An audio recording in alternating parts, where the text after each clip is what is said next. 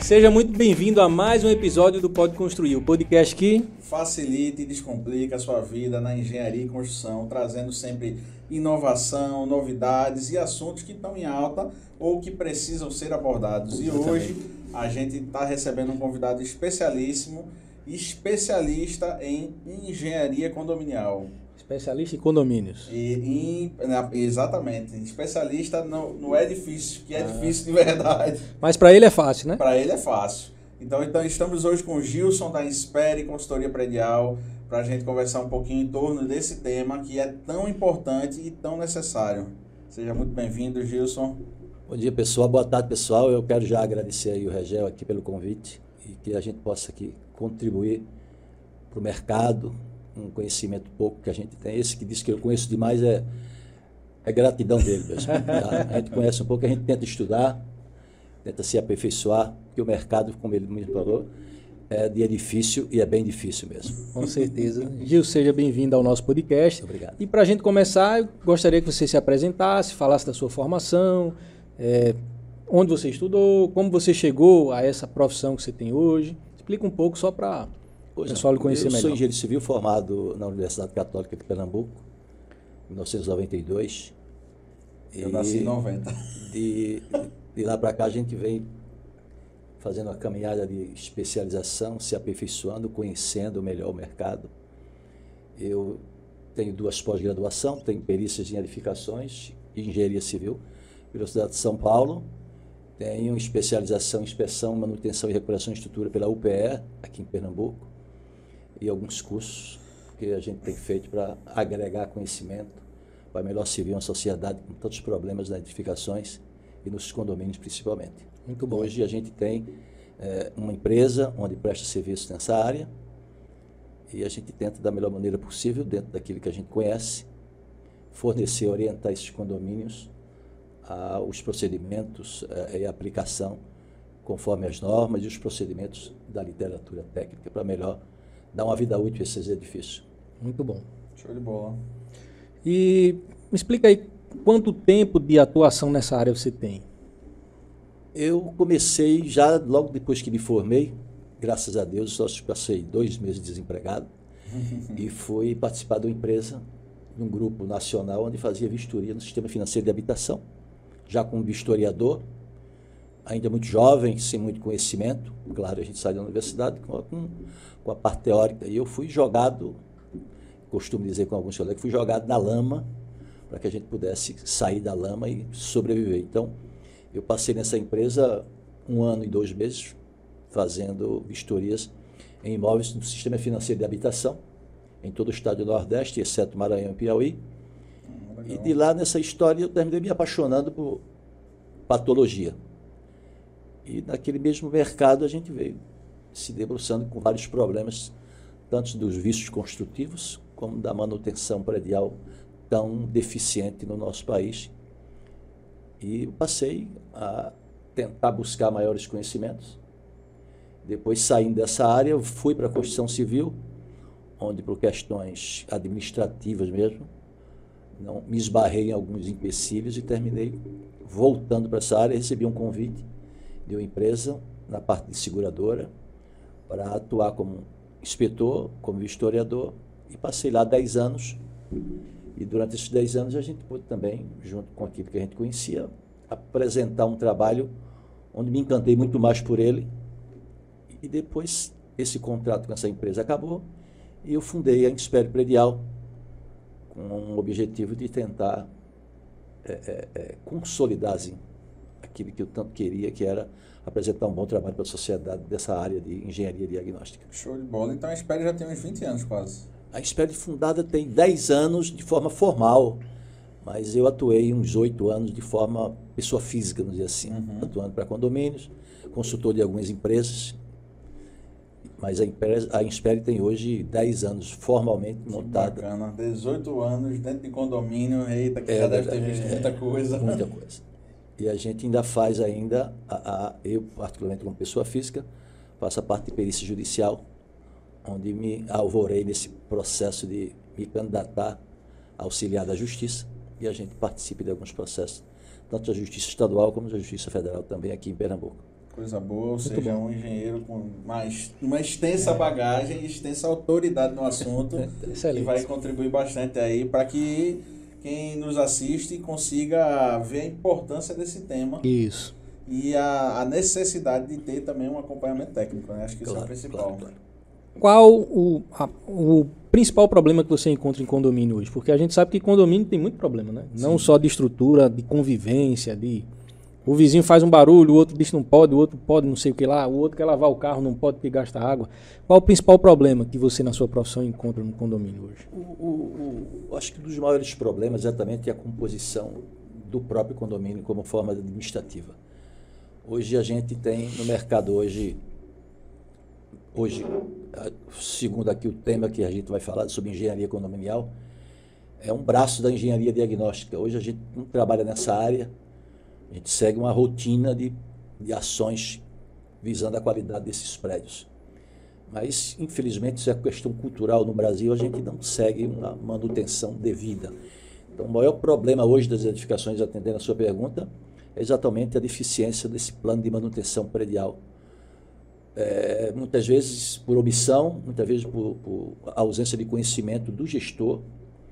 Hoje, falando até fora desse espaço aqui, combinando aqui, falando com o Gel, hoje com a figura do síndico profissional, a gente tende a diminuir esse vácuo de desconhecimento. Por quê? Porque muitas vezes os síndicos que administram seus prédios são pessoas que não têm pleno conhecimento da edificação, nem da legislação, muito menos das normas técnicas. A gente cria-se um vácuo muito grande, que esse maior problema, atendendo a sua resposta, é isso. E às vezes não tem nem tempo para administrar. Ele está com o síndico porque ninguém quis ser o síndico e ele assume como síndico. Mas não tem nem tempo para ver as necessidades do prédio. Principalmente nos condomínios menores, né? Os menores, às vezes, é um morador lá que nunca administrou nada. Tu é síndico agora, te vira. Exatamente. Esse que é o grande problema hoje, esse desconhecimento real das condições do prédio, onde a engenharia condominial vem exatamente se postar a serviço dos condomínios, a poder oferecer a ele um planejamento, a aplicação desses procedimentos, visando uma vida útil maior dessas edificações. Hoje a gente se depara com edificações com 5 anos, um número de patologia muito grande, que não era nem normal que aquilo acontecesse. Mas muitas vezes as pessoas, atreladas a uma falsa impressão de que a edificação dura para a vida toda, isso não é fato. A edificação é gente. Eu costumo dizer que ela só é imóvel no nome, ela se mexe, ela produz problemas, ela fala, mas fala de forma abstrata, mas fala. Muitas vezes é que o gestor não tem ouvido suficiente para ouvir o clamor dessas edificações. Você falou em 5 anos. A gente, pelo menos eu, tenho na cabeça que a construtora ela tem que dar pelo menos 5 anos de garantia estrutural, não é isso? Como é que acontece uma questão de uma patologia dessa num período de 5 anos do edifício novo? O que é que pode ser exigido da construtora e o que não pode? A gente precisa também destacar que essa responsabilidade civil do construtor de 5 anos, durante esse período de 5 anos, não é só sobre a segurança e solidez da edificação. Durante esse período, o próprio condomínio também precisa manter uma rotina de manutenção dentro dos 5 anos. É outro grande problema que os síndicos e a maioria dos seus gestores acham que durante 5 anos pode ficar sem fazer nada. Tem condomínio que recebe o plano de manutenção da construtora e guarda dentro de uma gaveta. Às vezes perde projeto, perde tudo. A maioria, né? Na entrega desses prédios, a construtora tem a obrigação de entregar aí para ele o manual de uso e operação. Ali é como se fosse um manual dizendo o que é que você tem que fazer, em que período você tem que fazer, quais os sistemas que precisam passar por essas manutenções. Mas parece que as pessoas entendem que, eu digo, não é por omissão, é por falta de desconhecimento, às vezes. Acham que não precisa fazer nada. O que eu sempre faço analogia é com carro. Todo mundo, quando compra um carro zero, recebe o manual, inclusive quando ele vai revender, ele sempre bota no anúncio, né? Manual e chave reserva. Ou seja, o manual é importante para o carro, e aí ele sabe que ele tem que fazer a garantia, para manter a garantia, ele tem que fazer a revisão na concessionária a cada 10 mil quilômetros ou 1 ano, ou 6 meses, depende do carro. E todo mundo que compra um carro zero faz todas as revisões, tudo certinho. Agora é engraçado que as pessoas que compram um imóvel zero esquecem que tem essa obrigatoriedade e deixa para lá. A gente se depara muito com esse problema da manutenção, exatamente nesse contexto. Parece que a gente está comprando alguma coisa que é imune à degradação. 5 anos, nada vai atingir essas edificações. Mas a gente precisa abrir um parêntese, quando se fala dessas edificações, com relação tem algumas unidades dessas que, durante esse período de garantia, aparecem problemas de vícios construtivos sem que o usuário tenha essa participação. Então, a gente precisa também separar o que é manutenção e o que é um problema chamado vício construtivo, que muitas vezes ele é oculto, o leigo, o morador não percebe aquilo, só vem perceber depois dos 5 anos. Deixa aqui a ressalva que essa garantia de 5 anos, depois desse período, ela pode ser identificada e pode ainda enquadrar a responsabilidade civil do construtor, se for enquadrado como vício oculto, ou seja, esse vício ele é congênito, ele veio da sua concepção, onde a gente chama de vício oculto. E há muitas vezes até inibitório, com forma até de você cancelar o contrato, segundo o próprio Código de Defesa Civil. E para a solidez da edificação, a construtora ela é responsável por 20 anos, não são só 5. Aí tem a norma técnica de desempenho hoje, que acho que é a que estabelece os tempos de garantia, né, a NBR 15575, estabelece os tempos de garantia de uma edificação, desde coisas simples, que são ali 90 dias, até coisas que é 1 ano, 3 anos, 5 anos, 10 anos, 20 anos, enfim. Só que há um desconhecimento total. Inclusive, no recebimento de um condomínio, o ideal é fazer o quê? Fazer o termo de recebimento da obra. Contratar um engenheiro para poder receber essa obra. Inspere. Contratar Inspere aí para fazer Aproveitando o ensejo aqui, a norma de desempenho, eu acho que é a norma que é o divisor de água dentro da engenharia hoje, onde ela estabelece responsabilidade partilhada entre projetista, construtor e usuário na ponta. A norma de desempenho veio para, eu chamo que ela veio que ela incomodar aos construtores, mas aqueles que faziam a obra de forma correta vêm incomodar muito menos do que aqueles que faziam a obra de forma inadequada. Ao mesmo tempo, criando um quadro de atuação do usuário como forma de manutenção.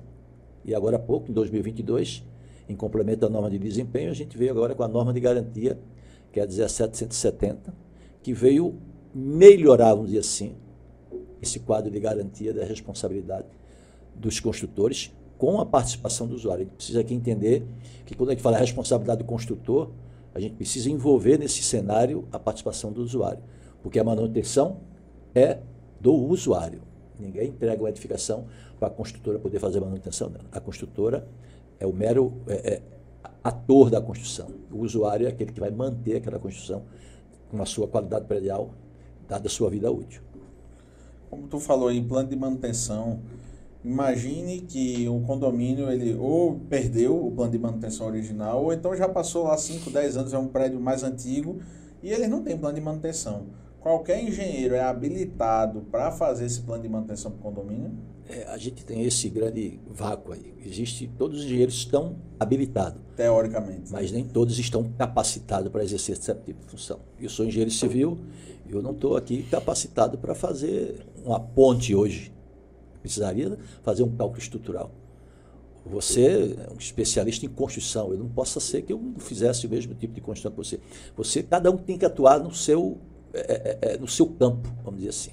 Então, para se fazer um plano de manutenção, você tem que ter conhecimento específico sobre o que é manutenção, das normas relacionadas à manutenção e tudo aquilo que implica na construção de uma... Porque o que é plano de manutenção? É um conjunto de atividades que você vai fornecer para o seu cliente ou empresa, estabelecendo periodicidade das atividades para manter o sistema para cumprir a sua vida útil. É algo muito simples, mas ao mesmo tempo muito complicado em estabelecer em condomínio. Qual é a vida útil hoje de um prédio? Para o pessoal que não é da área. A vida útil, a parte de construção, a parte de elementos estruturais são 50 anos. Mas nós já falamos aqui agora há pouco, não são 50 anos sem aplicação de manutenção. Sim. Se você fizer a manutenção de um prédio devidamente construído, com manutenção, a vida útil de um prédio é de 50 anos. Claro, seus sistemas têm variação. Sistema de fachada, segundo a norma de desempenho, 3 anos. Sistema de vedação, 20 anos. Sistema de piso, 20 anos. Então, isso varia por cada sistema. Mas, de forma geral, olhando a construção como um todo, a vida útil de um sistema de 50 anos, com as suas devidas manutenções, segundo a norma de manutenção 5674 e as suas correlacionadas. Show.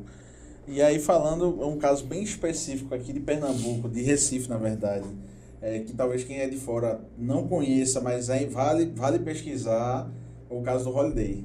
O que é que aconteceu para que aquele prédio, um prédio emblemático ali em Boa Viagem, um dos bairros mais ricos, acho que de Recife, dele chegar num estado de degradação tão grande ao ponto de ter que ser desabitado, desocupado? O caso Holiday, eu acho que bem colocado por Regel, eu ainda estudante, cheguei a fazer vistoria no Holiday. E já naquela época, em 1990, 89, ele já tinha problemas sérios de corrosão de instalações. Caramba! Ou seja, o grande desconhecimento e o baixo poder aquisitivo da maioria daqueles moradores propiciaram um quadro de degradação generalizada. Há pouco tempo, acho que há poucos dias atrás, houve um leilão, sim, onde foi arrematado aquele empreendimento. O valor aqui acho que não fale, mas eu hoje, olhando ele como um pedestre ali, imagino que a recuperação daquele prédio, e a condição do leilão era de recuperá-lo. Ele está muito mais alto o valor da recuperação, na minha concepção, ainda sem fazer um estudo, um termo de referência, um caderno de encargos, é muito maior do que o valor arrebatado. Porque ali existe trecho que você não tem mais nem recuperação. Vai ter feito substituição de elementos. Já apresentaram até um projeto de retrofit, vai virar um prédio de luxo. Vai. Tomara, eu torço para que haja recuperação. Eu só estou dizendo, é quase beirando a inviabilidade econômica. Sim, assim. sim. Se não partisse para um retrofit que transformasse ele num prédio de luxo e aumentasse o VGV, ninguém ia comprar. É uma arquitetura belíssima, acho que é um ponto turístico, vamos dizer assim, o Holiday. Acho que não sei porque demorou tanto tempo para que foram tomassem essas providências para resgatar aquele empreendimento. Pois é. Então, falando de problemas de edifícios, eu tive um caso recentemente agora com meu primo, aconteceu com meu primo. E ele ligou para tirar dúvidas comigo. Por eu ser engenheiro, né, eu seria a melhor pessoa. Só que eu não tenho conhecimento nenhum disso. E agora falando com você, eu percebo que tem que ter uma especialidade para tratar desse assunto. O problema dele foi o seguinte: há alguns anos atrás, ele teve um problema nas instalações hidráulicas de um banheiro, que era o banheiro de empregado, banheiro social que ninguém usa no prédio dele, dentro do apartamento dele. E para ele não perder tempo quebrando e corrigindo aquele, ele simplesmente fechou a água do banheiro. Desativou a água do banheiro. Eu não sei se ele tirou a tubulação. Eu sei que o que ele me passou foi que ele desativou o abastecimento de água nesse banheiro e ficou usando o banheiro como depósito. Até aí tudo bem. Agora, há poucos meses atrás, ele vendeu o apartamento. Vendeu o apartamento dele. E aí a síndica está exigindo dele que ele reative o banheiro por causa de algumas cláusulas. Ela botou lá na nota dela as coisas lá, dizendo que se ele não reativar o banheiro e não garantir a originalidade do apartamento dele, ela não vai liberar um documento dizendo que ele não deve nada. Tem um documento dizendo que ele não deve nada no condomínio para ele poder, de quitação. Pronto, para ele poder concretizar a venda dele. A síndica pode fazer isso, exigir que você mantenha um banheiro funcionando ou não dentro do seu apartamento? Existe uma norma hoje, e ela foi revisada agora já em 2015, ela é de 2014 e 2015, que chama gestão de reformas. Ainda que a unidade seja privativa, o síndico, como responsável legal da edificação, ele precisa ser comunicado e que haja um plano de execução de obra para que o síndico possa autorizar. Se houvesse essa medida, conforme a orientação da norma, a 16.280, esse procedimento poderia não ter, esse problema poderia não estar acontecendo. Nesse caso, sem querer enquadrar culpa, a síndica também é responsável por isso, por não ter ela cobrado desse morador uma gestão de obra através de um responsável técnico que pudesse fazer isso. A pessoa que fez essa intervenção certamente deve ter feito sem nenhuma intenção de prejudicar o condomínio. E a síndica não cobrou porque não sabia da existência da norma. Então, para você ver, tudo converge para você contratar pessoas especialistas naquilo para se fazer qualquer coisa. Aparentemente, um simples fechado em um registro provocou um problema sério e não sei nem qual vai ser a consequência Isso. desse problema. Então, a sua pergunta parece que ela abrange muitas coisas. Você precisa de ter pessoas especialistas para fazer algum tipo de intervenção, seja na sua área privativa mesmo. A gente hoje recebe um bom número de chamadas para fazer esse plano de gestão de reforma, mas o síndico precisa ser comunicado antes da atividade de reforma. Ele precisa autorizar formalmente, segundo essa norma. Então, essa norma veio exatamente em função de problemas. Isso, ela ocorreu em 2013, um acidente no Rio de Janeiro, onde o síndico não foi comunicado de uma reforma dentro de um apartamento, e por azar ele viajou no fim de semana e colocou as empresas para fazer um serviço dentro do apartamento. E as empresas, não acompanhadas do engenheiro, colocou seus serventes, seus pedreiros lá, e eles simplesmente demoliram parte de uma viga, de uma varanda. E essa viga veio a ruir, e parcialmente esse prédio foi desmoronado. Caramba. Então, depois desse evento, surgiu aí a norma 16.280, que exatamente evita, eu acho que diminui praticamente 100% desses problemas, caso haja um conhecimento da gestão condominial quanto a essas obrigações, porque a norma não é lei, mas ela tem força de lei. Então, os moradores são donos de sua propriedade, mas para eles fazerem reformas, eles precisam comunicar a gestão condominial desses procedimentos. Agora, veja só, pelo que você estava falando, a norma exige que você comunique o síndico, que sempre tem uma autorização do síndico. E no caso de condomínios pequenos, onde o síndico sequer tem o conhecimento mínimo sobre norma, sobre gestão. Por exemplo, eu cito um condomínio de 6 apartamentos, que o cara paga ali 200, 250 por mês, só para pagar conta de luz, de água e fazer uma limpeza. O síndico não tem conhecimento técnico nenhum. Alguns desses condomínios nem CNPJ tem, que não foram Não formalizados. tem, nem para exigir nada, nem para conhecer nada, nem para conhecer da norma. E a norma obriga que ele tenha tipo uma responsabilidade sobre isso. Como é que pode acontecer num caso desse? A responsabilidade, o desconhecimento isenta nenhum síndico da responsabilidade dele. Eu acho que essas pessoas, quando se candidatam a ser síndico, eu acho que ela desconhece de todas as consequências de um problema com essas edificações. É isso mesmo. A responsabilidade civil e criminal hoje de um síndico é muito grande. Então, eles precisam, antes de se avorar desse cenário de ser síndico, procure se certificar que é uma responsabilidade muito grande. Se acontecer qualquer problema numa edificação, seja de baixa renda ou de poder aquisitivo alto, e isso causar um dano a terceiros, a responsabilidade é direta do síndico. Ele é responsável legal por aquela edificação.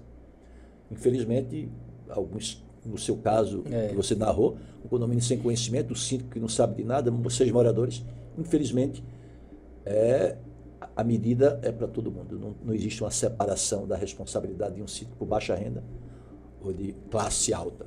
Infelizmente, eu acho que até não seria justo, vamos dizer assim, aquele que tem um poder aquisitivo maior, aquele que tem um positivo menor. Claro, aquele que tem um poder aquisitivo menor, supostamente ele tem um conhecimento menor. Eu acho que a sua pergunta foi exatamente em cima disso, mas isso não isenta da responsabilidade dele. Porque eu tiro, por exemplo, os prédios da minha rua. Os prédios da minha rua são pequenos, não são nada enormes, 9 apartamentos no máximo. E os condomínios giram nessa faixa aí de 250, 300 reais. E eu conheço, acho que uns 2 síndicos de condomínio, e o pessoal não sabe de nada de condomínio. Ele simplesmente está ali para arrecadar a taxa, E pagar pagar a energia, água e pagar uma pessoa para limpar o prédio só. Não conhece nada. Então, a partir do momento que a gente chega para ele e diz, você tem responsabilidade sobre qualquer intervenção, sobre qualquer coisa. E o cara diz, bicho, então eu não quero mais ser síndico, não. Ninguém do prédio quer ser síndico, então eles vão ser obrigados a contratar um síndico profissional. E às vezes não tem nem condições, né? Um condomínio de 300 reais, o cara não consegue. Ou consegue pagar um síndico profissional. O senhor tem ideia de quanto custa? Não, eu acho que o síndico profissional está muito mais enquadrado naquele caso de uma classe média alta. Exatamente pela deficiência do poder aquisitivo dessas pessoas.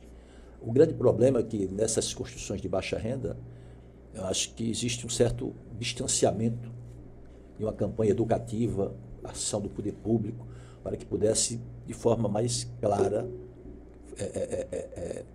ajudar nessa gestão da manutenção dessas pessoas. E a maioria dessas edificações hoje, vamos em Recife, hoje a gente tem quantidade de prédios hoje aqui de forma crescente. Tem muito. E no meu primeiro trabalho de pós-graduação, isso em 2000 estou ficando velho, viu? 2011, eu fiz um trabalho onde o tema do meu trabalho é sinistro da construção civil para habitações populares. Pasmem, mas 92% das edificações na região metropolitana de Recife não sabiam o que é plano de manutenção predial, nem tinham plano de manutenção predial. Uhum. Os seus síndicos nunca aplicaram esse conjunto de atividades. O mais triste é que esse estudo que você fez foi em 2011, mas se a gente puxar para hoje, 2025, se mudou esse percentual, foi para 91, 90, 89. Eu acredito que talvez tenha 93. diminuído, agora não de forma relevante, é muito pouco mesmo. Hoje em dia, a gente faz consultorias em prédios, e prédio de padrão alto, dentro desse padrão alto, eu não tenho essa pesquisa como eu tenho há 11 anos, há 2011, mas se a gente fosse fazer essa pesquisa hoje, chegar beirando 90%, que eles também não têm conhecimento. E acham, algumas vezes, desnecessário. Outra coisa, em Recife, não sei se você sabe, e muita gente não sabe, tem uma lei municipal sobre a manutenção das fachadas. Mas pergunte quantos prédios respeitam, quantos prédios não estão com a fachada caindo aos pedaços e deixam, não, esse ano não, ano que vem, e vão empurrando com a barriga aquela reforma necessária. Mas só para deixar mais destacada a informação de Rangel, essa lei é uma lei estadual regulamentada em 2006, na época do antigo governador Eduardo Campos. Acho que é a autoria de um deputado estadual, acho que é Enoque Coutinho, se eu não me falha a memória. É uma lei 13.341, 13.341 foi a primeira revisão, a 13.032 foi em 2006, mas é uma lei chamada de vistorias periódicas, não só no sistema de fachada, mas em todo o sistema, desde a fundação até a coberta. Se você fizer uma pesquisa hoje de Recife, eu garanto para vocês que 90% dos síndicos não sabem da existência dessa lei. Não sabe não. Mas, ao mesmo tempo, não tem fiscalização. E fiscalização... Fora a fiscalização, é que mesmo que tivesse fiscalização, não tem punição, então meio que fica uma lei só prateleira. Eu aqui vou puxar a sardinha para o meu lado, e se eu fosse hoje um deputado estadual, alguém que fizesse leis, eu daria um incentivo a esses condomínios, como forma que se esse podcast for ouvido por algum deputado, ele pode até me chamar lá, que eu vou ajudar ele a fazer isso. Pudesse criar um mecanismo de beneficiar essas edificações. Eu não sei que através de quê, eu acho que os deputados sabem melhor do que eu, de como beneficiar melhor. Tem benefício melhor do que desconto do IPTU dos moradores. Pronto, aqui. Então, não chama só eu não, chama o Rangel também, porque ele já apareceu com a solução. Então, desconto do IPTU, qualquer abatimento qual fosse, ou seja, e os usuários também, na sua venda, se ele apresentasse esse atestado do condomínio, o prédio teria algum... Ou seja, precisa se criar algum mecanismo para incentivar a essas edificações a fazer esse plano de manutenção. Que eu confesso aqui para vocês, não é porque eu trabalho na área, mas isso é um custo em relação à valorização desse empreendimento tão grande, que chega no final da conta, essa equação, o valor que paga para fazer uma inspeção é muito pouco. Sim. É muito irrelevante o valor final do edifício. Mas é muito relevante. Manutenção predial hoje, isso tem nos meus trabalhos da especialização que eu fiz na UPE, eu citei 4 pontos da manutenção. Quando tudo vai bem, ninguém lembra que existe. Quando tudo vai mal, acha que não existe ou não precisa. Quando é preciso gastar, diz que pode até que existir, mas não pode. Mas quando não existe, todo mundo tem certeza que deveria existir. Ou seja, é um aspecto de comodidade, de pensamento, como a gente começou da conversa da gente aqui. A manutenção é tão imprescindível que ela, além da estética, ela altera a vida útil, altera valor comercial. Se você passar em Boa Viagem e olhar para um prédio tudo degradado, se você falar o valor dele, se daqui a 3 anos ele passar por uma revitalização, o valor dele, em média, altera de 10% a 20%. Eu tenho um estudo informal, né, mas das obras que eu já fiz, em média, dos prédios que eu já passei, valorizou 30% depois da obra da fachada. Você vê.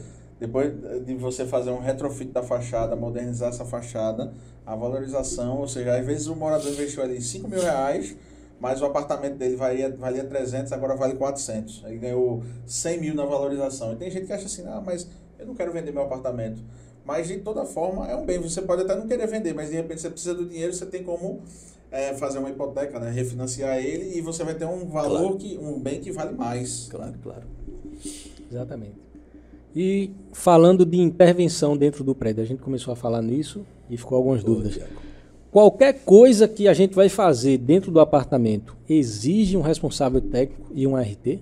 Qualquer coisa que eu digo, por exemplo, eu vou trocar uma porta, exige? Vou fazer a pintura da sala. Eu vou trocar uma tomada. Você fala isso na parte interna? Dentro do apartamento. Essas intervenções não podem ser simplesmente, essa que eu falei da lei da gestão de reforma, são exatamente reformas. Não são intervenções tipo uma troca de tomada, uma pintura. Esses aspectos são até descartados pela própria norma. Mas precisa... Mas retirada de parede, mudança de tubulação, troca de piso sobre piso, você tem que ter um acompanhamento técnico e com emissão de ART. Todo o serviço de engenharia, segundo a lei federal 6196, se eu não me engano, todo o serviço de engenharia tem que ser acompanhado de um ART. Mas você precisa, por exemplo, eu vou trocar uma tomada. Desculpa, 6496. Eu vou trocar uma tomada, eu não preciso de engenheiro de ART, mas eu preciso informar o síndico e que ele autorize. Se essa tomada não for mudar a configuração original, você não precisa de comunicar. Mas se você for fazer uma tomada e ramificar ela para ligar um forno micro-ondas e começar a mudar o dimensionamento original, você precisa sim de um engenheiro eletricista para que faça esse acompanhamento. Entendi. Trocar uma porta... Ainda em relação à parte elétrica, muita gente esquece que há um cabo ali dentro, aquele cabo foi projetado para determinada carga, e se você, aí de repente você pega e puxa, bota mais uma tomada, bota mais uma, daqui a pouco você bota uma extensão, você pode sobrecarregar, causar incêndio. A gente que vê aqui no mercado, mais de um cliente já me procurou porque teve um incêndio no prédio e precisava fazer alguma requalificação lá do prédio por conta disso, na decorrência disso. Se vocês me permitem ainda, a gente tem outro grande problema.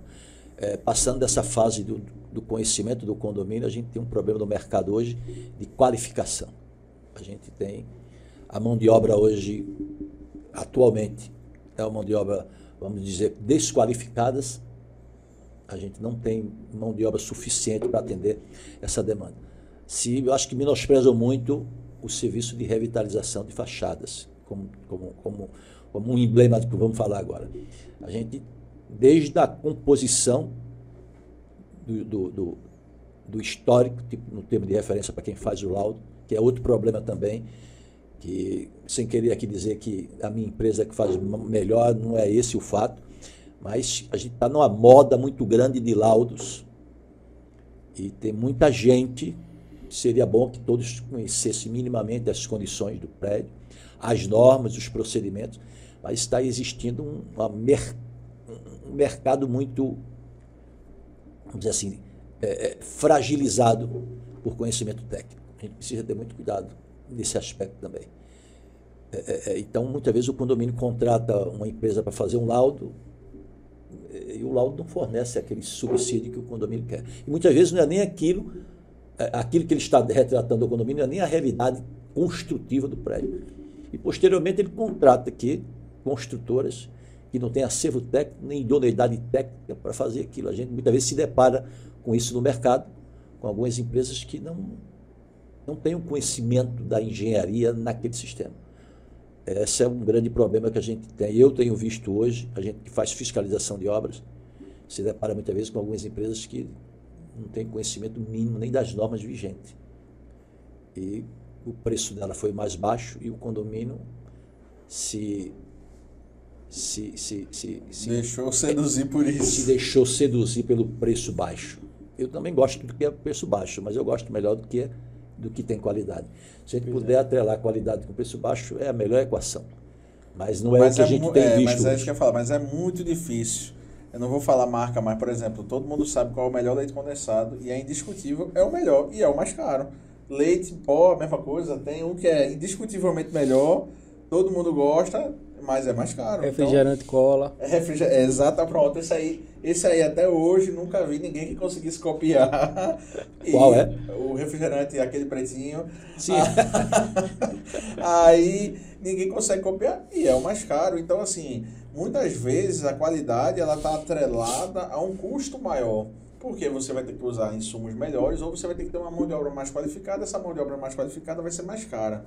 E as pessoas esquecem disso. Então, às vezes, a pessoa quer ter um carro de 300, 400 mil, quer ter um Toyota da vida, mas na hora de cuidar da onde ele mora, da onde ele vai dormir, ele quer pagar o mais barato possível, ele não quer gastar nem R$1.000 ali, se possível. E a gente tem que alertar, né, essas pessoas da importância e do critério que ela tem que ter, porque são vidas. Você está falando assim, a troca de uma porta. De fato, a troca de uma porta, você não precisa de um RT, né? Você não vai precisar de um RT para você trocar uma porta. A não ser que você vá trocar uma porta, colocar uma porta de um cofre. Aí talvez você vá precisar, porque você vai mexer no peso original da estrutura. Mas tem gente que... uma pintura também. Uma pintura de manutenção, você não precisa de um RT, você não precisa de um engenheiro para isso. Mas tem gente que quer fazer, derrubar parede, quer construir parede dentro de um apartamento e sem nenhum acompanhamento técnico, sem nenhum engenheiro dizendo pode ou não pode, né? É verdade. É a palavra que ele disse, ele foi assim, cirúrgico na palavra. Não tirar a originalidade. Porque, por exemplo, se eu vou trocar uma porta de 80 por uma porta de 80, beleza, uma vai sair, a outra vai encaixar. Mas se eu vou trocar uma porta de 80 por uma de 1,50, eu vou ter que derrubar um pedaço da parede. Ninguém sabe se naquela parede tem um pilar, ninguém sabe se tem uma viga ali de uma forma diferente, né? É a questão da originalidade. Então, eu acho que a principal mensagem que fica é: se não vai mudar a originalidade do seu imóvel, beleza. Agora, qualquer tipo de alteração, botar uma tomada a mais, com um cabo a mais, sobrecarregar mais a rede elétrica, tem que contratar um especialista para poder avaliar, né? Eu costumo, faço algumas palestras de vez em quando, eles costumam dizer que nas edificações a gente começou a copiar muito o termo da medicina. Quando a gente fala em engenharia diagnóstica, esse diagnóstico veio da medicina. Aí o engenheiro começou a se meter com o médico. Nada contra, eu acho que até a engenharia diagnóstica veio criar suas ferramentas exatamente para também jogar isso para auxiliar na gestão do condomínio. Desde a vistoria até a consultoria. Tem a vistoria, tem inspeção, tem auditoria, tem perícia, tem tudo. O tema hoje da engenharia condominial é exatamente isso. Inclusive, termine, mas uma dúvida que eu acho que muita gente tem é a diferença de laudo para perícia, para vistoria, para inspeção. Pronto. Se você puder ajudar a esclarecer isso, seria a engenharia diagnóstica tem um livro muito bom, a gente tem isso na nossa biblioteca, é do Tito Lívio e o Gomide, lá de São Paulo. E ele exatamente faz um patamar de diferenciação entre essas ferramentas. A engenharia diagnóstica está dividida em 5 partes. Tem a vistoria, que é a mera constatação dos fatos. Tem a inspeção, que é a análise das condições técnicas da edificação. Tem a perícia, que é o termo de investigação, apuração de causas e responsabilidade. Tem a auditoria, que é o atestamento da conformidade ou não daquela edificação. E tem a consultoria, que é que engloba todo esse pacote, que é a prescrição técnica do fato. Então, é uma escadinha de 5 ferramentas que a engenharia diagnóstica vê. Então, hoje, como o tema que a gente está falando de engenharia condominial, a engenharia condominial hoje é uma especialidade da engenharia diagnóstica. Tem um livro lançado em 2002 pelo Mário Galvão, que ele é de uma abrangência e um conteúdo excelente. Então, fala exatamente sobre isso. Então, a gente precisa fornecer para o cliente, quando a gente vai fazer uma vistoria, muitas vezes alguém liga para a gente: eu quero fazer uma vistoria no meu apartamento. A gente precisa explicar o que é vistoria, para que a gente não venda um produto errado para o cliente. Se ela quer uma vistoria, o senhor quer uma inspeção, ou o senhor quer uma perícia. Cada uma dessas tem a sua atribuição, tem os seus procedimentos e tem o seu custo diferenciado. Quando você contrata, só para exemplo de responder aqui ao região, quando você contrata uma perícia, você está querendo definir causa e responsabilidade. Quando você contrata uma inspeção, você não quer responsabilidade, você está fazendo só uma análise direta das condições de edificação. Então, tem alguma diferença que a gente precisa expor para o cliente, que ele não tem obrigação de saber disso. A gente que tem obrigação de fornecer a ele essas informações. E tem um certo desconhecimento, infelizmente, até dentro do mercado. É isso que eu ia falar, muito engenheiro não sabe, não, essa definição. Infelizmente, eu deixo aqui até o recado para que os colegas possam fazer essa consulta. Tem muitos livros hoje que a gente consegue fazer esse conhecimento. Muitas vezes a gente se depara com um colega chamando laudo pericial. Quando você abre o laudo, ele não tem nenhuma foto, ele não tem nenhuma responsabilidade, ele define causa, ou seja, ele está entregando para o cliente aquilo que o cliente não pediu. E o cliente, infelizmente, algumas vezes aparece até que aceitou aquilo como normal. É porque tem cliente que eu estou precisando desse laudo. E ele, tá bom, vai lá cotar, não, esse engenheiro aqui comprou mais barato, vou fazer com ele. Aí ele recebe o laudo e pronto, recebi. E agora? E nem o engenheiro diz o que é que ele faz agora e nem a pessoa que contratou sabe o que ela faz agora.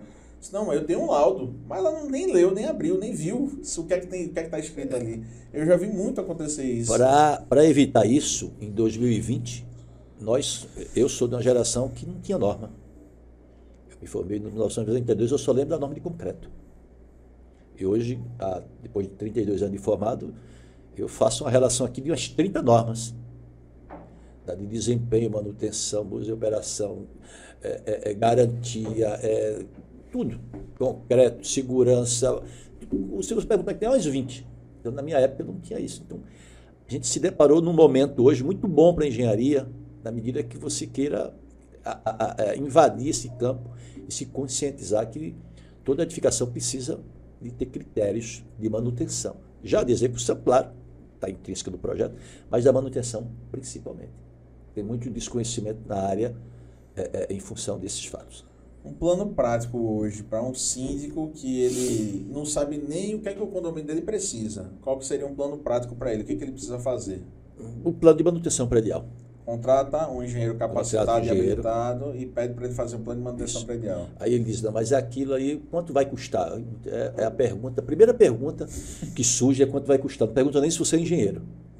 A preocupação é muito mais custo do que mesmo qualidade. Então, eu acho que todo condomínio vive, eu acho que em sua maioria, o que é apertado. Mas você não vê nenhum condomínio separando a taxa extra de manutenção. É muito difícil. O prédio onde eu moro, se assim que estiver aqui ouvindo, no meu prédio ninguém tem R$1 no caixa para manutenção. E eu sou morador desse prédio. Então, eu também, dentro de um estudo que eu fiz, eu consegui fazer por faixa etária anual qual seria a contribuição mínima de cada morador em função do seu padrão de vida. Quanto é que ele pagaria para manter uma taxa de manutenção mensal, para que ele pudesse, numa emergência, numa revitalização, ele não poder mexer naquilo que era da própria taxa ordinária das despesas normais. Então, para mim, a resposta para você era manter um plano de manutenção. É caro? Para mim, não acho que é caro, não. Ele é barato, é um investimento. Manutenção é investimento, para mim não é custo. Existe uma lei de CITA, acho que já também conhece, que é a lei dos 5 anos. Sim. Na medida que você deixa de fazer suas manutenções, a cada 5 anos existe uma progressão 5 vezes 5 vezes maior do que aquilo. Se você deixar de fazer com 5 anos, quando for fazer com 10, é o dobro. Quando for fazer com 15, aí isso vai valor e vai ficando praticamente inviável. Então, é que os condôminos... Chega no caso lá do Holiday, que ninguém nem tinha dinheiro e a obra era tão faraônica que eles tiveram que desocupar. Houve uma progressão geométrica do Holiday que chega a um ponto que, na minha visão, hoje, quem arrematou aquele bendito prédio, hoje ele vai se deparar com um custo de recuperação muito alto. Uhum. Se eu não me engano aqui, vou até falar pelo site da empresa, que o valor arrecadado foi de R$21 milhões daquela edificação. Eu achei bem alto também, visto o valor que ele vai ter que investir ali para botar aquele prédio. Quando apareceu, disseram que 21 milhões é para ele deixar ele pronto, nada disso. 21 milhões, eu não fiz nenhum levantamento, não vi o estado atual daquilo, mas aparentemente, olhando de baixo, mirando esse valor que vai gastar para fazer aqui. Se eu estiver errado, me perdoe aqui a declaração, mas é mais ou menos esse valor, porque é muita corrosão. As alvenarias estão todas já pulverulentas, se degradando. As instalações... Instalação elétrica e hidráulica que vai ter que refazer. As instalações... Eu tenho um colega que, acho que há uns 10 anos, participou daquele levantamento e ele disse que as instalações, de forma geral, não tem mais recuperação. Ou seja, todas as instalações elétricas, hidráulica, sanitária e bombeiro estão perdidas. A recuperação agora é exatamente da estrutura. E vamos torcer para que quem quer assumir essa empreitada aí se dê bem, mas o processo é difícil. Vamos acompanhar quantos anos vai demorar para deixar ele novo de novo. Eu acho que vai demorar um pouco. Infelizmente vai demorar um pouco. Veja só, eu acho que fugiu a pergunta agora. Lembrei, em relação à qualificação, a gente estava falando de qualificação antes desse tema. O que é que você indica para uma pessoa que quer se qualificar e investir nessa área? Tem que ser engenheiro? Pode ser arquiteto? Pode ser técnico de edificações? A lei fala que há as mesmas atribuições de engenheiro a de arquiteto. Todo engenheiro é arquiteto. A minha ressalva nisso tudo é que existe muita forma de você se capacitar. Infelizmente, tem algumas coisas na internet hoje que são cursos meramente engodo técnico, mas tem muita coisa boa no mercado hoje que você pode começar a se capacitar, a minimamente oferecer ao seu cliente um trabalho assim, de qualidade. Infelizmente, no estado de Pernambuco hoje, é uma crítica aqui, inclusive até os próprios órgãos fiscalizadores dos quais nós fazemos parte, que não existe um incentivo para essa qualificação. Eu acho que Pernambuco tem uma qualidade no cenário de engenharia muito grande. Você tem profissionais renomados aqui na nossa região. Eu acho que podia citar aqui 10 ou 20, de muita boa qualidade, expositores, ministros, ministrando cursos aí no Brasil todo. Mas deixo aqui a minha solicitação para que esse pessoal se unam para oferecer o mínimo de qualidade, porque Pernambuco é muito carente dessa qualificação. Se você for comparar isso com São Paulo, posso aqui dizer para vocês que a maioria da minha capacitação hoje, disso que eu aprendi, foi em São Paulo. Eu tenho alguns canais lá, tive algumas facilidades há muito tempo atrás em muita São Paulo, e fiz a maioria desses meus cursos, perícias em condomínios urbanos, e patologia das construções, laudo de reforma e gestão de obra, vários desses cursos. Em São Paulo, se você for no IBAP, São Paulo, CREA de São Paulo, Sindusconto de São Paulo, toda semana você tem curso de patologia. Tem referência lá como Flávia Zoega, Tito Livre, Mário Galvão. Tem gente, como aqui em Recife tem, mas não existe, me parece, que uma aproximação desse corpo técnico. Vamos juntar esse povo aqui, vamos dar aula para esse pessoal. Tem alguns cursos que eu poderia aqui indicar para vocês na UPE, que é o curso de especialização, na minha época, que eu fiz, muito bom, um quadro composto por palestrante de alta qualidade. Então, quem quer, faz. Quem não quer, entrega o produto ruim. É verdade, é verdade. A gente tem que se esforçar. A gente sai da faculdade com pouco conteúdo, vamos dizer assim. A gente precisa se avorar para estudar, para se embrenhar nesse conhecimento. Mas diante disso, então, o técnico de edificações você não indica para trabalhar nessa área?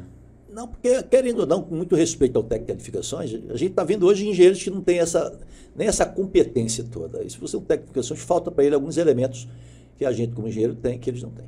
Não quero aqui desqualificar o técnico de edificações, claro. Mas a própria Lei 594 diz que as atribuições está exclusivamente a engenheiros e arquitetos.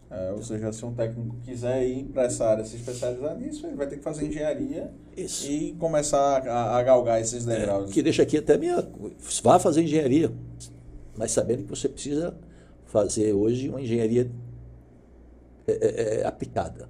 A gente tem visto hoje uma pulverização de curso de engenharia, estão se formando, infelizmente, técnicos de uma qualidade, infelizmente, muito ruim. Se discute, inclusive, do CREA começar a ter prova igual a AB, né? Exatamente. Eu acho que era uma medida excelente. Eu também. Você deveria qualificar juntamente com a AB, porque eu tenho visto hoje, a gente, de vez em quando, tenta captar no mercado alguns profissionais, e quando você se depara com um colega, é de dar pena, vamos dizer assim. Infelizmente, eu não digo isso com nenhum louvor, não, mas é penoso a gente ver a engenharia chegar onde está chegando. Entendi. Eu acho que foi naquela época que criou-se muitos cursos. Antes, na época que a gente começou, eram 3, né?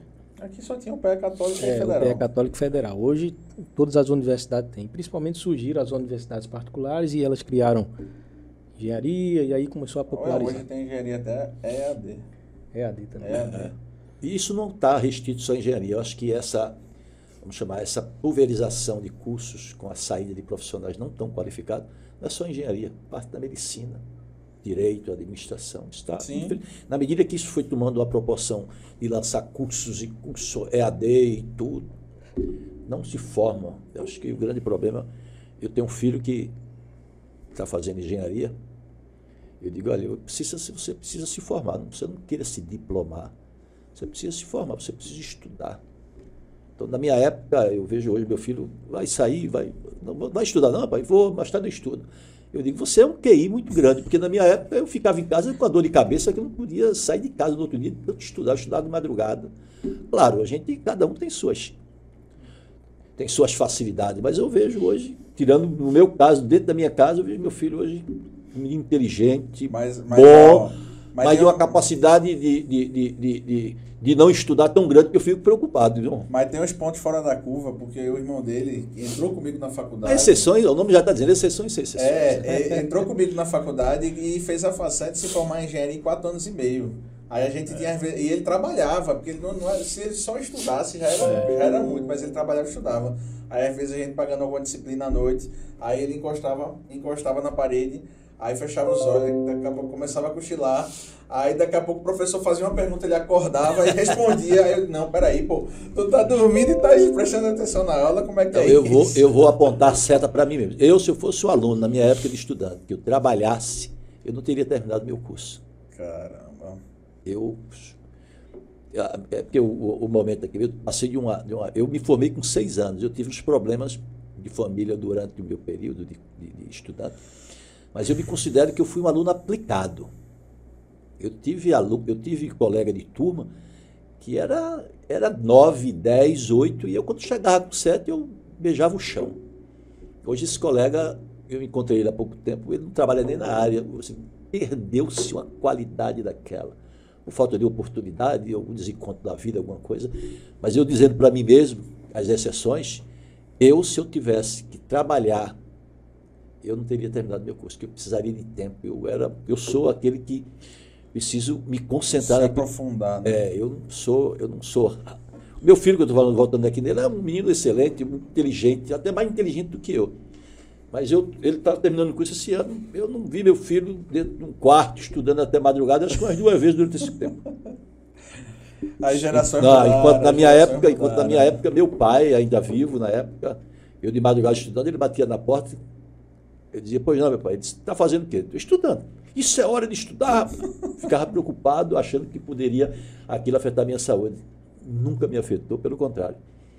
Eu peguei amor pela minha profissão, eu acho que eu tenho dito para alguns colegas que a melhor coisa que eu fiz na minha vida foi engenharia. Mas se eu não tivesse me aplicado para melhorar a minha condição de conhecimento, eu estaria no mesmo patamar de muitos colegas que estão fazendo Uber, infelizmente. Mas justamente esse movimento cíclico da construção, de hora está em alta, hora está em baixa, hora tá precisando de engenheiro que vai buscar na faculdade, o cara antes de se formar já está trabalhando como engenheiro, já sai com salário alto. E aí, hora tem engenheiro de mais e vaga de menos, e um monte de gente fica de fora do mercado. A gente também viu, a gente não se formou no mesmo tempo que você, né? A gente se formou pouquíssimo tempo comparado a você, mas de lá para cá, quantos colegas que a gente viu que uma hora estava no mercado, de repente o mercado deu uma retraída e acabaram saindo do mercado. Eu conheço alguns engenheiros que, infelizmente, hoje não trabalham na engenharia por falta de oportunidade. Alguns são levados pela necessidade e outros porque eles se apaixonam. Eu, como forma de fala exatamente de mim, eu sou apaixonado por aquilo que faço. Tudo que eu fiz hoje foi pensando no meu trabalho. Nada me dá mais satisfação hoje do que trabalhar e fazer o que eu faço. Coisa boa. E aí você acaba fazendo com mais paixão. Claro, né? Faço. Me acordo todo dia. Um motivo de eu me acordar feliz é trabalhar. Eu gosto de trabalhar e eu vou trabalhar até os... Se eu tiver consciência, eu trabalho até os 80, 90 anos. Claro, a gente vai chegando ainda. Vocês são novos, eu estou com 58. Já estou há 32 anos no mercado. Silvio Santos, que faleceu com mais de 90, e trabalhou até... Silvio Santos tinha uma vida boa. Era um ET. Eu trabalho porque amo trabalhar. Eu sou engenheiro por convicção, não é porque ninguém me levou, não. Meu pai nunca me mandou fazer engenharia. Coisa boa. Ele só ficou satisfeito, mas nunca... é fácil engenharia, não. Nem eu na minha casa. Meu filho hoje vai ser engenheiro. Eu nunca digo que faço Mas engenharia. foi a opção dele. Foi a opção se dele. inspirou se inspirou aí na sua carreira. Espero que tenha se inspirado, mas espero que estude um pouquinho também. Deixando o recado aqui para ele. Para ficar melhor do que o pai, né? A perspectiva, aquilo que a gente pede é que seja melhor do que a gente. Eu acho que essa é a tônica do pai, que quer o melhor para o seu filho, para o amigo.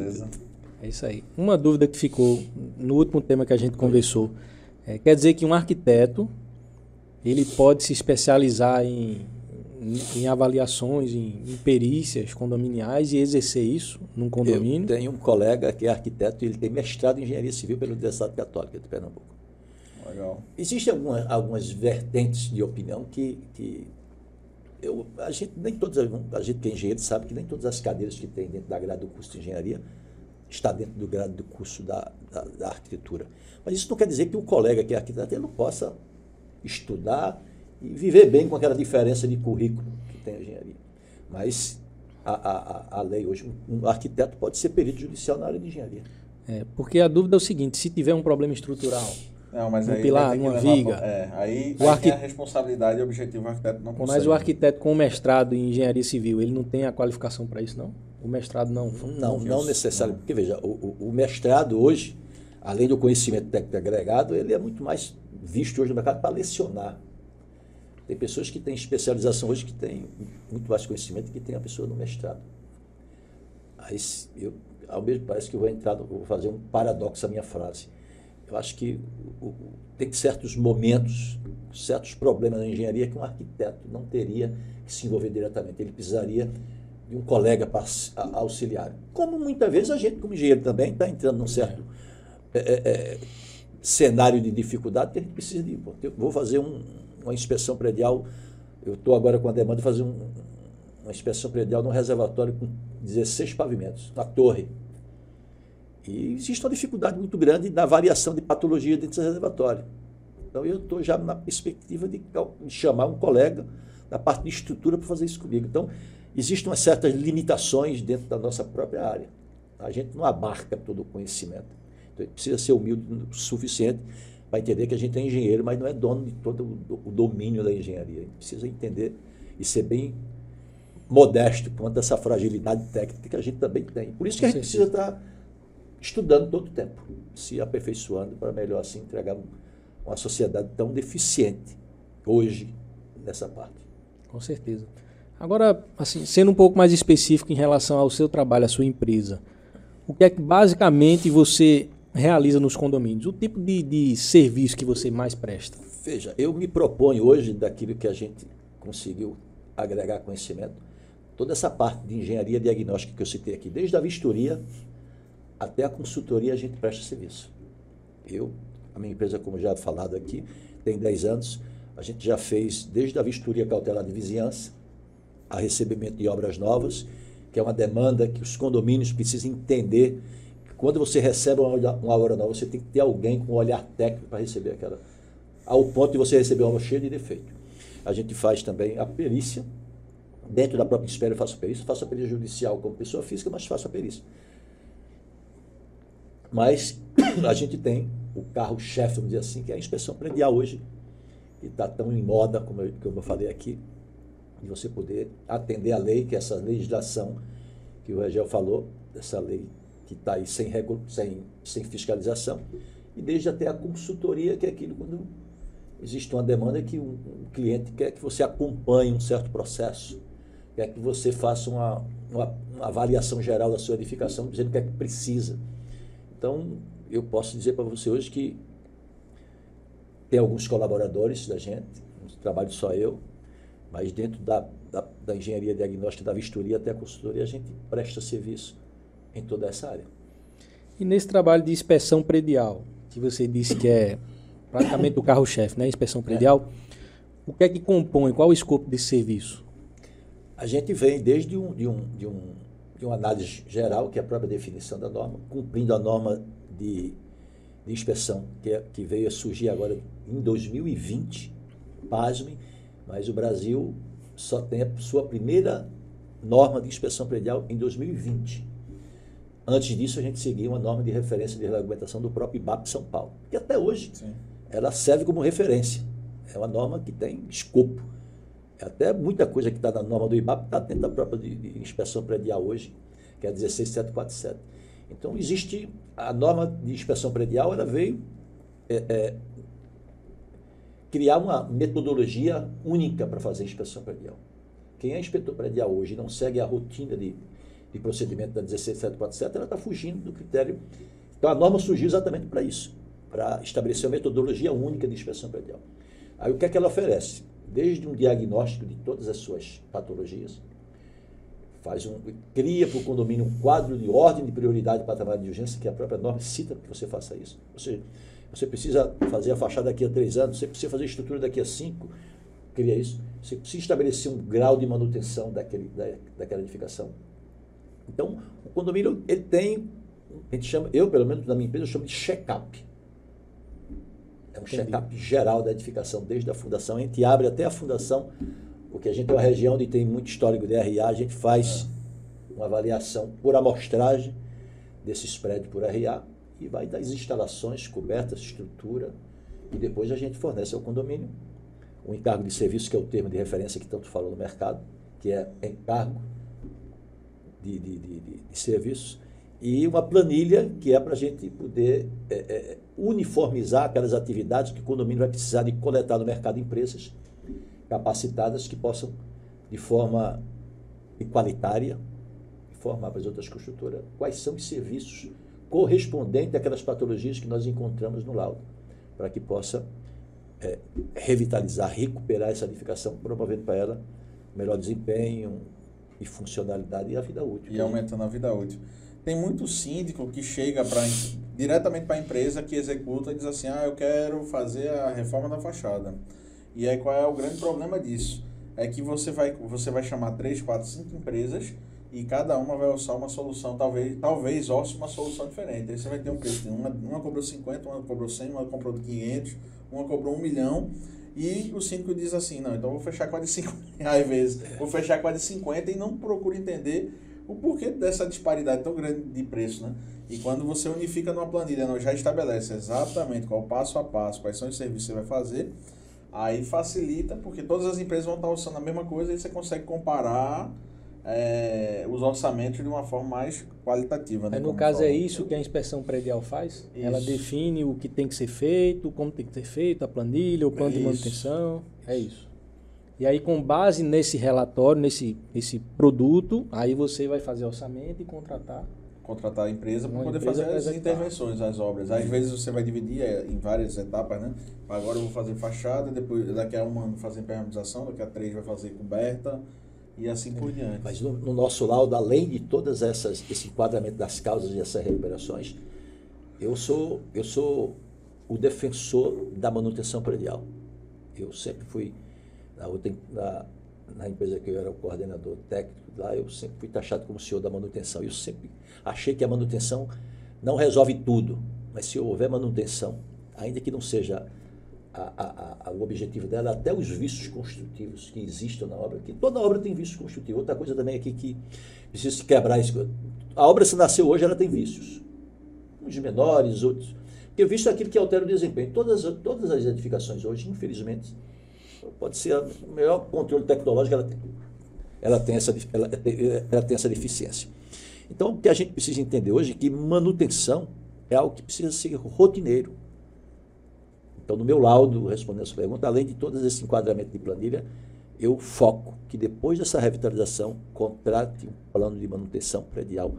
Porque se você fizer toda uma obra de revitalização e não tiver uma manutenção posterior, praticamente aquilo que você fez daqui a um certo tempo vai ser degradado ao mesmo tempo. Então, não adianta você fazer uma inspeção, fazer uma recuperação, se você não atenta para elaborar um plano de manutenção, para manter aquela revitalização que você fez. E quando é que o condomínio lhe solicita? Por exemplo, eu sei que o condomínio só vai contratar um serviço desse quando alguma coisa está quebrando, né? Então, quando tem algum problema, eles entram em contato com vocês para contratar esse serviço, né? O ideal é que ela fizesse um contato antes de corrigir. Era exatamente o que a gente chama de manutenção preventiva. Mas alguém infelizmente, faz? Alguém faz isso? Não. Infelizmente, aquilo que o Gel falou aqui, muitas vezes falta o desconhecimento mesmo. E a cultura do Brasil, vamos dizer assim, Brasil, Não é prevenir, é corrigir. Então, quando eles entram em contato com a empresa, já é porque está precisando, já é porque alguém falou que está caindo, está com medo, saiu uma notícia da imprensa, vai cair um prédio lá em Fortaleza. Aí os chamados começam. Pronto, olha, caiu um prédio em Fortaleza em 2015, 16, olha, no outro dia é uma enxurrada de contato. Todo mundo com medo que vai cair. Porque meu prédio tem uma rachadura. E lá, infelizmente, morreu o síndico pagou pelo pato, o síndico e outras pessoas. Então, tanto da mão de obra, que lá em Fortaleza, eu participei de um congresso em Fortaleza ano passado, e um dos donos, que era ex-sócio da empresa que estava fazendo o serviço, estava lá, deu o seu depoimento. Falta muitas vezes critérios para você escolher até as empresas para fazer isso. Nem toda empresa que faz revitalização, ela faz a recuperação estrutural. Ela pode fazer a revitalização e recuperação estrutural, ok. Mas você contrata uma empresa para fazer a revitalização e chega lá dentro, não tinha um laudo, não tinha um termo de referência para seguir a metodologia, então ela contrata, segundo informações, essa empresa não tinha qualificação nenhuma para fazer a parte de recuperação estrutural. Então ela começou a fazer toda a demolição do concreto de forma desordenada, sem nenhum critério de afastamento, sem nenhum critério de recuperação. E o prédio veio a ruir, já em suas condições que não eram boas, ele veio a ruir por conta disso. Então, é preciso se entender que você precisa contratar profissionais especialistas, empresas com acervo técnico compatível com os serviços que estão constantes dentro do plano de reforma, do termo de referência, porque senão o barato vai terminar saindo caro e você não consegue efetivamente. E dentro de engenharia condominial, acho que 90%, se não 100%, dos casos, o barato sai caro. A maioria dos... Infelizmente. Tanto na mão de obra de quem confecciona laudo, porque estou aqui, acho que possa ser que eu seja até mal interpretado, mas temos uma demanda muito grande de empresas hoje que faz a obra e faz o laudo.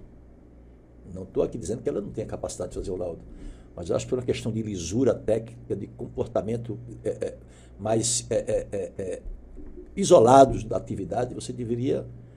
Você contrata a sua empresa para fazer o seu laudo. Tem muitas empresas capacitadas dentro do mercado, mas tem muitas empresas que, infelizmente, a gente se depara com alguns laudos que não tem subsídio técnico nenhum, não fornece ao condomínio nada que possa lhe ajudar naquela contratação, porque o condomínio, vamos ser bem justos aqui, na medida que ele contrata um laudo, da sua maioria, 99%, ele quer fazer uma obra de revitalização. O objetivo dele é recuperar. E tem no mercado aí, infelizmente, empresas que não têm estrutura, o seu pessoal é desqualificado, o seu pessoal não tem registro, não conhece a regulamentação de normas de regulamentadora, de legislação, de nada. Então, termina esse que não tem isso, ficando com um preço mais em conta, vamos dizer assim. Mas você vai ter que se assumir o risco de um eventual problema, que o condomínio atua como um corresponsável diante dessa empresa. Eu já vi condomínio querer contratar pedreiro e servente assinar carteira para poder fazer a obra. Eu já fui fazer fiscalização da empresa contratada, não tinha nem engenheiro. Simplesmente eu não assumia a minha função de fiscal, claro. Eu não posso assumir uma fiscalização de uma empresa que não tem um engenheiro responsável por isso. Então eu simplesmente criei um pré-requisito. Eu digo, ou você contrata um engenheiro para fiscalizar.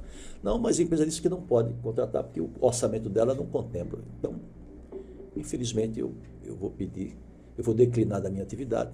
Eu não posso assumir uma função dessa, até porque para eu fazer a fiscalização, eu emito uma responsabilidade técnica através do CREA. Então, eu iria ser o responsável por aquela obra. Então, eu não ia poder assumir uma responsabilidade que não era minha. Falando de fiscalização agora, qual o órgão que tem por obrigação fiscalizar essa questão de estrutura de edifícios, de manutenção, de fiscalização? Existe algum órgão que deveria fazer isso? Eu vou deixar para o Gel responder isso, que eu acho que o Gel deve ter mais competência. Eu posso até dizer quem é, mas eu acho que ele tem mais... A Defesa Civil, né? Assim, para avaliar a estabilidade, a Defesa Civil. Só que a Defesa Civil, ela não fica na rua olhando prédio por prédio. Ela é movida hoje por um chamado. Alguém tem que fazer uma denúncia dizendo, tem um prédio aqui que está aparentemente... Eu acho que ele não está bom. E pode ser um leigo mesmo, que viu lá o prédio todo rachado, todo deteriorado, faz a denúncia da Defesa Civil. A Defesa Civil tem um corpo técnico hoje, eles vão lá, vão fazer vistoria e eles classificam o grau de risco da edificação e indicam o que aquela edificação precisa fazer. Em alguns casos, a edificação precisa contratar um laudo técnico, né, profissional, porque eles não fazem um laudo detalhado, eles fazem um laudo mesmo, não é nem um laudo. Faz o laudo de vistoria. De vistoria. É um laudo exato. de vistoria que é a constatação. Ele não faz nenhum ensaio invasivo, não faz nada. Ele faz uma vistoria meramente. Vistoria visual e faz um laudo de vistoria e indicando o que é que ele tem que fazer. Aí, em alguns casos, ele indica que precisa contratar uma empresa para fazer uma reforma, uma recuperação. Em alguns casos, ele diz, ó, o grau de risco aqui está tão grande que tem que desabitar para evitar um acidente. Aí, de um lado, a Defesa Civil, para a parte de estabilidade. A Prefeitura deveria fiscalizar a parte de execução de obra, né, mas geralmente não fiscaliza, mas na parte de execução de obra. E hoje, um órgão que fiscaliza muito a execução de obra, mas com outro fim, é o Ministério do Trabalho. Mas ele verifica, ele quer saber se os funcionários estão registrados, A questão trabalhista. se tem a questão de segurança do trabalho, esse é o foco. Aí, e o CREA fiscaliza se tem um RT. Se tiver um RT e se tiver placa de obra, a obra está legalizada. Então, assim, o critério do CREA é esse. Você tem que ter uma RT emitida por um engenheiro, só pode ser por um engenheiro, e tem que ter a placa da obra com o nome do engenheiro. Mas vê só, eu ouvi falar, não tenho certeza porque eu não atuo nessa área, mas eu ouvi falar que todo prédio tem a obrigação de apresentar uma vistoria a cada X anos, 3 anos, 4 anos, 5 anos. Essa é Existe exatamente isso? aquela atribuição que vem na lei 13.341, Existe isso, né? que o patamar é 20 anos. Edificações hoje residenciais ou comerciais dentro do estado de Pernambuco, se elas tiverem menos de 20 anos, ela tem a obrigação de apresentar um laudo de inspeção a cada 5 anos. E as edificações a mais de 20 anos, ela precisa apresentar a cada 3 anos. Mas isso é aquilo, falta fiscalização do poder público, sobre aqueles benefícios que já aí deu até uma ideia do desconto do IPTU. Se existisse uma fiscalização constante, ou Defesa Civil, ou CREA, ou qualquer órgão, ou criaria um órgão específico para fazer essa fiscalização, eu não sei. Aí quem tem que ver são os deputados, do qual a gente elege. Eles deveriam criar um benefício, forçando, vamos dizer assim, esses condomínios a fazer essas regularidades dessas inspeções, como forma de beneficiar ele mesmo e até a própria sociedade. E trazer exatamente, trazer segurança para a sociedade, não só porque às vezes a segurança da edificação ela não está atrelada só a quem mora lá. Exatamente. Lógico, você tem um prédio com 50 apartamentos, são 50 famílias, talvez 100, 200 pessoas que moram ali, fora os funcionários, mas se aquele prédio ruir, ele pode atingir toda a vizinhança, o transtorno é muito grande. Então, até como forma, de fato, de uma segurança para a sociedade. Claro. Mas, infelizmente, o poder público ele sabe cobrar bem, mas entregar sempre de menos, né? Pois a gente tem um histórico de uma morte na Rua da Aurora, há uns 6 anos atrás. Uma senhora vinha passando na calçada de um prédio, estavam fazendo intervenção no apartamento, e caiu um pedaço da caixa do ar-condicionado já deteriorado, bateu na cabeça da senhora e ela morreu. Eu não sou nenhum advogado criminalista. Aí de quem é a responsabilidade? Foi ceifada uma vida. De quem é a responsabilidade sobre aquilo? Aquilo foi só um acidente? Não. Faltou exatamente uma manutenção predial ou a contratação da empresa para telar aquilo ali, proteger aquela área, isolar aquela área. Eu não sei até onde é a responsabilidade de quem foi aquilo, mas a segurança é para todos. Não, o benefício é total. E os casos são muitos, né? Desde cair ar-condicionado, porque o pessoal fixa o ar-condicionado com aquelas cantoneirazinhas. E aquilo ali totalmente inseguro, principalmente na região que a gente tem de Maresia. Então, já teve casos de cair ar-condicionado, porque aquilo ruiu, já teve casos de cair revestimento na cabeça do povo. E várias notícias que a gente nem escuta porque foi um negócio local. Às vezes não sai na TV, sai uma notinha no jornal. Hoje em dia a quantidade de gente que lê jornal é cada vez menor e não se dá importância. E os acidentes ocorrem diariamente. Lógico, não é tanto igual um acidente de moto, que você tem dezenas por dia, mas eu acredito que toda semana no Brasil você deve ter dezenas de acidentes relacionados à edificação. Seja na execução da obra, ou seja, por falta de execução. Né? Isso tudo, essa é uma opinião muito pessoal minha.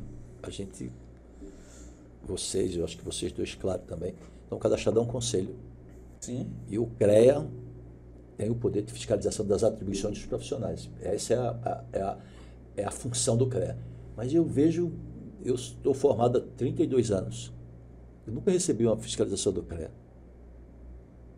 Então, fica aqui já, se o CREA estiver ouvindo daqui a um tempo, ele vai me fiscalizar. Nunca recebi, ou seja, o poder de fiscalização do CREA é muito incipiente, é muito pouco. Se houvesse uma participação maior do CREA, como órgão que eu sou cadastrado lá, em dia, pago, a partir daqui a 3 anos eu vou deixar de pagar, vou pagar só 10%, que quem faz 35 anos de CREA só paga 10%. Então, estou logo avisando o CREA que eu vou deixar de pagar daqui a 3 anos, eu vou pagar só 10%. Então, não vejo a hora de chegar a isso, porque é muito caro, acho que é um valor exorbitante, deixa aqui já a minha crítica ao CREA, mas como crítica de um profissional só, não vejo se todo mundo fala. E não só a anuidade, né? Mas qualquer serviço que você vai fazer, você tem que cadastrar uma RT, você tem que pagar. A RT mais barata que eu pago hoje é R$103 até R$1.000 e poucos. Então, ainda que eu esteja vinculado ao Conselho, eu acho que também o CREA tem uma participação também com a ausência dessas fiscalizações, que pudesse melhorar tanto a atribuição dos profissionais, como a segurança dessas edificações, como uma maior forma de enquadrar aí um melhor serviço para condomínio, para empresa, seja o que fosse. Com certeza. Mas eu acho que o tempo da gente está esgotando ali e eu me dou por satisfeito. Acho também, debatemos bastante, realmente muitos temas relacionados à engenharia condominial e relacionados a esse entorno. É muita coisa, é muito assunto dentro da engenharia.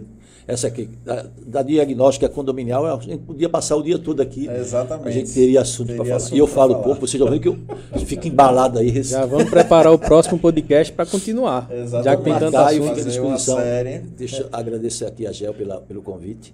Obrigado pela oportunidade. Seja bem-vindo. Seja bem-vindo. As portas estão abertas. A partir de agora você é de casa e sempre que quiser compartilhar conteúdo, estamos de portas abertas. Se quiser contribuir, me chame. Estou por aqui. Show de bola. E os seus contatos a gente pode deixar aqui embaixo, né? Para quem tiver interesse em conhecer, nessa área, precisando desse tipo de serviço. Querendo fazer com a gente, vai ser um prazer.